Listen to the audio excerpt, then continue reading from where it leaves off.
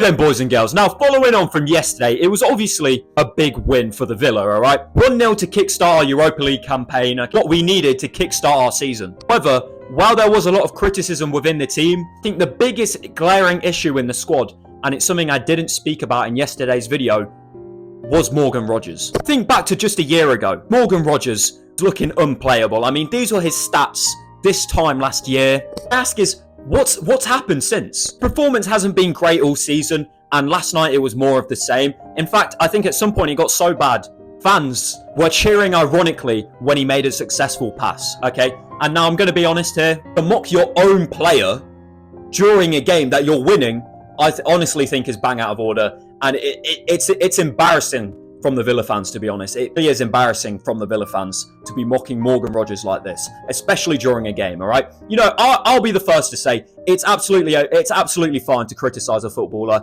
It comes part of the job. They know that. Something like that during a game that we're winning as well, are absolutely bang out of order. Very embarrassing from the fans.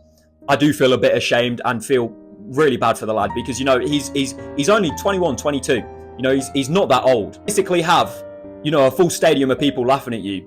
It's obviously not going to do good for his confidence. You know, I know there might be a little bit of a disconnect between fans because obviously there was an interview recently where he almost slipped up saying that he would move to a bigger club. Obviously nothing major.